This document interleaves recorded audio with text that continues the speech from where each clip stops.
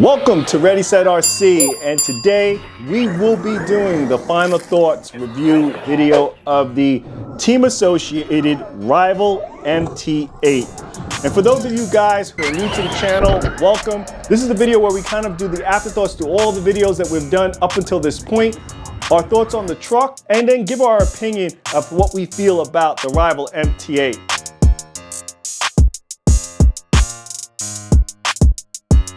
So at this point, guys, we've done a few videos on this truck. We've done an overview video, comparisons between this and some of the other trucks in our collection.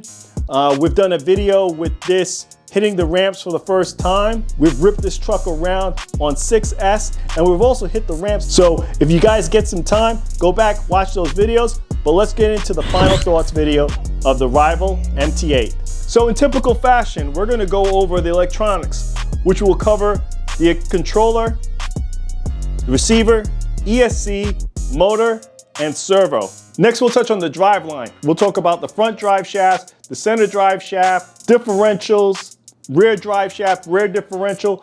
That is what we're going to cover when we speak about the drivetrain. Handling and suspension.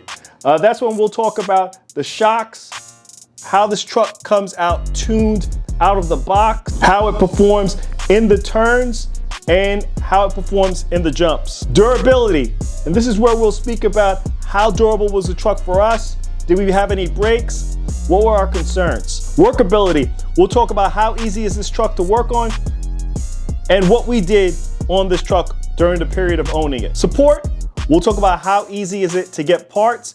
Are there any third-party support at the time of this video? And what was our experience in communicating with Team Associated? I'm adding one new part to the video. Thanks to Pitbull, one of our viewers to the channel, suggested that I add to these videos a ranking as to where I think this truck is in regards to skill set level. The most basic user being a novice, a noob, to the most highest level being an expert, and everything in between. And then we get to the opinionated parts of the discussion. Is it worth it? And would I buy it again? And first up, let's touch on electronics. And we're going to touch on the receiver and transmitter first on this. And this is the transmitter that you get with the RC. It's the XP120. I've used this on several of my team associated vehicles, but this one I noticed pretty much after the first, I think it was the first or the second run with this truck, it's just unresponsive. And I had to take this out of the truck. It just was not giving me the control that I needed once I was in the air. It just felt delayed. So I removed this out. I use a Futaba system as one of my main systems. So I put in my Futaba receiver, and I will say you get a tremendous amount of control on this truck after that. I found that I was able to run the truck on 6S with ease. If you try to run this truck with 6S with this controller and receiver, I'm telling you right now, the truck is uncontrollable. It will not manage itself well. I found that out just driving it on 4S. So I'm gonna say if this is one of the things that I decided to rip right out of the truck, and I thought it was just inadequate for this truck. As for the ESC, the motor, and the servo, I actually found the servo to be, I don't know what it was. Maybe it was the fact of the swapping out the controller was a lot more responsive once I put in a different controller on there. It wasn't as bad, and I thought that was weird because it shouldn't have done that, but it did feel a little bit more responsive when I swapped out the receiver and the controller on this truck. As everyone knows, you know, the RTR servos, they're going to be a little bit slower. It's all depending on your needs. I thought it was okay for this truck. Not one of those things that I felt like it needed to be ripped out. It is a Metal Gear servo. I thought the speed and the power of it is excellent. The speed is a little bit low, but I thought it was okay for this truck, especially if you're trying to run it on 4S. I thought it was all right. 6S, you may want to replace it, but for 4S, I thought it was a decent performing servo on this truck. As for the ESC, this is my down point on the truck. It's a 6S capable truck, but yet it came with Deans. I don't think these trucks with this much power should be coming out with Dean's connectors on it. It's just inadequate. There's a serious power loss by using a Dean's connector in a truck this powerful. Even running it on 4S, it's just a bottleneck of the power. I swapped this truck out to an XT90. I strongly suggest you doing that, either XT90, EC5, Traxxas connector, whatever you use, but anything other than a Dean's connector on here is going to be better, unless you plan on going to a Tamiya connector. The ESC on this, it's a rebranded Hobby Wing, has tons of power. The motor on this, it does get extremely hot, even on 4S. Stick a fan on this thing. I don't know if you guys are familiar with the 2100 kV motors. Tons of power. I didn't see any issues with it. It did not cut out. It just gets extremely hot. I stuck a fan on it and the heat dissipation was night and day. Felt really cool to the touch. Even running it in 70-degree temperatures, I thought it was pretty good. That's one of the things I will suggest in regards to the motor. Go ahead and stick a fan in it. But as for the power needs on this, 4S, tremendous amount of power. 6S, literally insane. Drivetrain. So this we're going to talk about the front drive shafts, the center drive shaft, the rear drive shafts, differentials in the front, center, and rear. And yes, this has a true center differential. I didn't have any problems with it, nor did I see that there was an extreme amount of bleeding of power going to the front on this truck either. So I have to say that out of the box, I think the diffs were tuned just right for this truck, especially with these big meat tires. This comes with metal drive shafts in the front and rear, and also a center drive shaft that's metal. No issues, guys. It did not break on me, did not bend. Through some of the tumbles that I had, I didn't have any issues with them, didn't fall out. I thought the drive shafts handled pretty well on this truck. Handling and suspension. So I will touch back on in regards to the servo. As I said, it's a little slow. 4S, probably you won't notice it as much. 6S is definitely noticeable. The power of it is great for these size tires. It moves them very well, even at a standstill. But the servo's a little bit slow for this truck, especially if you're planning on running it on 6S. In regards to how the shocks are tuned, I thought it was tuned well. It's probably a little stiff in the rear. You may have to do some adjustments or some work on your shock pistons in the rear, but I did find in the rear, I found there would be a lot of rebound in the rear when I hit the jumps, and that's just gonna come from tuning your shocks out in the rear, so it soaks up those landings a lot better. And that's all you're gonna have to really do in regards to the suspension of the truck. I thought it handled pretty well in the turns, coming off of speed, slowing down. I didn't really have any issues, but just when you hit those jumps, that rear does tend to rebound a bit. Durability, and we're gonna be here for just a little bit longer than normal, because that's where I had some issues with this truck. And the reason why I have the rear end to the camera first is because this is where I probably sustained the most things happening. So the first thing was the wheelie bar on the back. It actually broke on me on my first run. Had a lot of rear end landings, and I had to do some work in regards to getting this fixed. Nothing that I had to order any parts. It just ripped completely out of the hole. Was bent a little bit. I had to replace the bolt that was going on back here, and that was pretty much it. But it was a little bent in coming off of my landings when I was riding this truck. And then the other thing that happened was, in regards to the turnbuckles in the rear, they never broke on me, but I did have one that was severely bent. And what I did was I went ahead and I ordered some Techno turnbuckles, put that on with the rod ends that are initially on this truck, and they fit perfectly. I've had no issues with them, guys. The last video that you saw me running with this truck, I actually ran them with the Techno turnbuckles on here, and I'm not having any more bend turnbuckles on the rear. But those other turnbuckles, they are pretty thick, but they bent. And, you know, that definitely had to be replaced. I had no problems with the suspension arms, the shocks, anything else going on in the rear, but that was pretty much it. I'll turn the truck around to the front and you guys can see what I was doing in the front of this truck. So in the front of this truck, I broke one of the suspension arms, and it wasn't even a break. It just tore apart right here on the seam, completely ripped straight through. The hinge pin was bent a little bit. I did take the hinge pin out, straighten it out myself. I didn't order another one. I went ahead and ordered up a set of suspension arms from Team Associated. They come in a pack of 4, so you get the fronts and the rears. This is what I'm gonna use for my spares, but you get all 4. The other thing that broke up here in the front was that double Ackerman bar that's going on here. And that completely snapped on me. It is composite. It shattered into pieces, and what I did was replace it with the Red Cat Kaiju's metal Ackerman bar, and that's been holding up pretty well. I actually broke that part on the second run of this truck, so that's been holding up ever since. As for the other turnbuckles, I'm not having any issues with them, no bends, nothing else that's going on. Other suspension arms are holding up well. This front bumper is holding up well. The body, probably not as much, and hopefully you guys can see that. In the rear, they ripped right through. So if you guys do plan on getting this truck, you may have to go ahead and do some support on the body. Mine just ripped right through the holes. Other than that, the truck has been holding up pretty well. The tires have been holding up pretty well. There's been no breaking off of the beads from the wheels, no torn tires. Actually, I think the traction on these tires are pretty good. This is one of the better RTR tires that I have in where I like to run it, which is that, low grass, loose, gravelly type areas.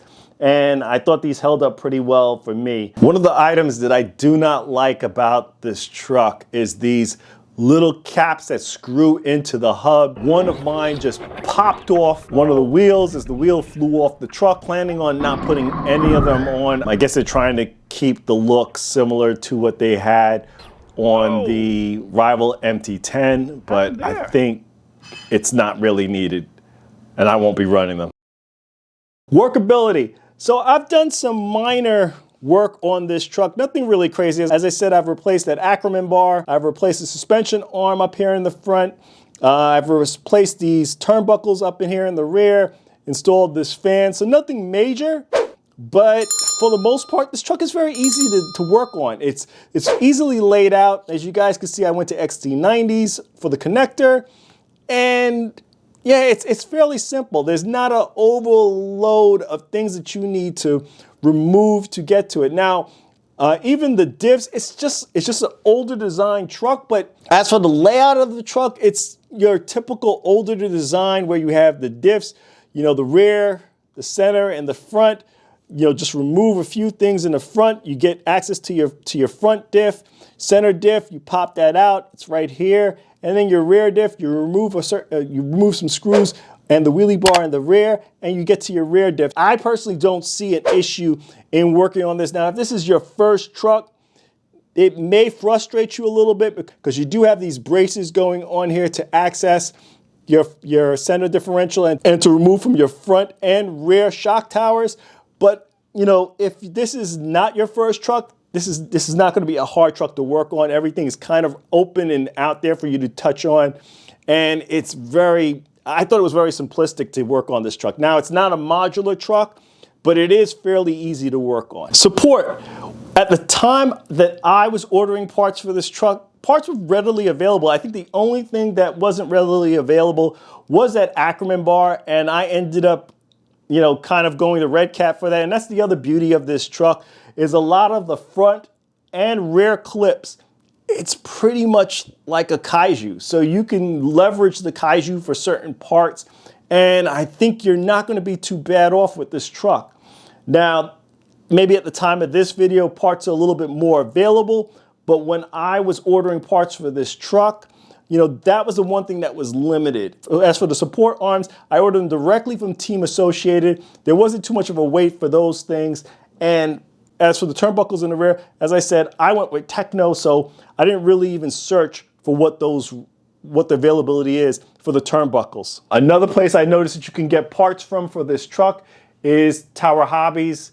So definitely parts are readily accessible through Tower Hobbies. I believe there's only a handful of parts that are not available that were on Tower Hobbies. And I did notice now Team Associated is also providing the aluminum Ackerman bar in a anodized blue color. But for this truck, as long as you're talking about the front and rear clips in regards to swapping and replacing parts, you're going to be able to borrow parts from its cousin, the Kaiju, and you should not have an issue in finding parts for it. Now, for the rating system on this truck, 1 star being for the complete noob, 5 star for someone being a complete expert on this truck. I think this truck falls somewhere in the ballpark of maybe a 2 to a 3 star of this truck. I probably would say more so falls in that 3-star. And the only reason why I say that is you're gonna have some breaks on this truck. What I found is people who have been less into the hobby, and then don't take this disrespectful, but they tend to complain more about the trucks than they are about just trying to fix the problem. And I think if you go through this and you go through fixing some of these issues, you're gonna have a pretty good truck. So for the person who's probably a 2-star, they may get frustrated with the Ackerman bar breaking, the suspension arms breaking, the bent turnbuckles in the rear. And those, to me, come off as almost minor issues. Now, if they become things where they're just reoccurring every time I take the truck out, the same parts are just breaking, no matter what I do to replace it. Now, that's when it becomes an issue, and I'm just like, that's something completely different. But this, I did not find that. It's like you get different things that break, which is why I put it at maybe a 3-star. And the 3-star means that you've kind of owned a few trucks in your time. You're not a novice. You're not a person who this is like your first brushless truck. So a 3-star person, this is kind of where I would say this truck falls on. Now we get to the opinionated parts of the discussion. Is this truck worth it? The rival MT8. So at the time of this video, you have 2 offerings of this truck. You have the edition that does not come with any battery or charger, and that is at $510. And then you have the version that comes with the battery and charger, and I believe that one's at $625. Both of those prices are US. I gotta say that may be a little pricey for this truck, guys. I know there are other offerings out there. Yes, they may not offer the 6S capabilities, but at $510 to get in on this truck, it may be a little pricey for it, especially in the format that it is now. I know Team Associated is going to rectify some of those issues that a lot of the early adopters like myself have run into, but I think, you know, at $510, you may find some lesser priced trucks that would be better options at this. And even though those trucks do not come with a metal chassis, I still do feel they may be a little bit better than this truck. Now this truck, I felt, is tuned nicely, guys. I thought this truck kind of reminded me of a race truck. It does perform like that. Now it gives you the best of both worlds. You would think by this shorter wheelbase, it would be like a stunt truck and popping the nose up every time. But if you run the other controller, it's funny enough, it doesn't do all that. It is very controllable in the nose getting up. It doesn't just uncontrollably pop the nose up every time. You're able to actually feather it a little bit easier and control it in the air and on the ground. The other thing about this is that you would think that, you know, with the little bit longer wheelbase than the original Kaiju, you would think that it would perform more like an EXT. It does when you swap out the controller. Now that's the beauty of it, is that when you do swap out the controller for this truck, you get a completely different truck. And I'm laughing about it, but it's true. And I haven't had any problems with those XP controllers, but on this truck was by far the worst experience I've ever had with them. And if this was my first experience with the XP controllers, I'd rip them out on every vehicle, but it's not. So I'm just thinking it's one of those things that's weird that the XP controller for this truck is so poor. But taking that into respect, you know, 509 and I got to replace the controller. You know, you have these issues that are going on, at least for us early adopters. I just don't think it's priced right. And so is it worth it? I'd have to say no, it's just not worth it at that price point. And if I was going to say if I would buy this again, I don't know, because now I personally own the EXT, the OG Kaiju, and this truck. I don't know, guys. I don't know if I would keep this over the other 2 trucks, or if I would pick this over the other 2 trucks. You know, the OG Kaiju, I was one of the original adopters to it. I didn't have half the issues that a lot of people have had with the OG Kaiju, but I do acknowledge that those issues are there for those individuals. I'm just a different kind of driver, as I like to say, is that, you know, maybe it's just me and how I run my RCs, but I didn't have those issues with my OG Kaiju. With the Kaiju EXT, the only issue that I do recall that I ever had with it was the rear turnbuckle. braking on it. And once Red Cat sent those out, I haven't had an issue with those turnbuckles. Now those trucks are priced well below the 500 mark of this truck, which gets you to believe, like, is it really worth just buying this for a center mounted differential and a metal chassis? Because when you really come down to it, those are the two things that you're getting. Yes, you're getting a center brace on this truck, but the way that you should be driving this truck, I don't really even know if the center brace is going to help you much, because this truck stays well. I mean, I think that this truck is a good truck when you try to keep it within that 5 to 10 foot height jumps. I wouldn't take this anything more than that. It's not one of those type of bashers. So, you know, when it comes down to would I buy it again, knowing what the EXT and the OG Kaiju perform like, probably not. I probably would not buy this truck again, knowing how those two trucks perform, especially the EXT. The Kaiju EXT is a surprising truck. Yes, it does have plastic components in regards to the chassis of that truck compared to this, but I think Red Cat may have gotten that truck right. I'm gonna still keep this truck. I'm gonna still bash it. I'm gonna put a little bit more time in it, especially since I've replaced some of those other parts after the last run, and see how it performs. I really do like these tires and how they hook up. I may even try these on different trucks, but if I was you guys and you guys were thinking about purchasing this truck, I think there are some other offerings out there at that price point or just slightly more that are gonna be a little bit more durable than this truck. Now, eventually, Team Associated is gonna get this right, like they did with the MT10. The MT10, for you guys who didn't know this, a lot of us who bought the truck when it first came out, the MT10, the arms were the biggest problems with it. They were just snapping and breaking very easily. And then eventually, Team Associated got that right. A lot of us, what we ended up doing was buying Helion arms to replace the Team Associated arms that were on the truck. And that also, too, was fixing the problem. I believe now you got some parts from RPM for that truck, and that does help out a bit. But, you know, for this, let's see where it goes. Let's see if Team Associated rectifies some of the issues with this truck, and we get ourselves the truck that we actually think is available. We actually think is going to be priced right. I think this truck, if it was priced more towards its competitors in that sub 500 mark, maybe 459, maybe even 479, it would be priced, you know, appropriately. I think at 510 US, I think it's just priced a little high for this truck. But we're gonna leave it here. Please like, comment, and subscribe. Check us out on Instagram for our latest posts to the channel. This is Ready Set RC, signing out.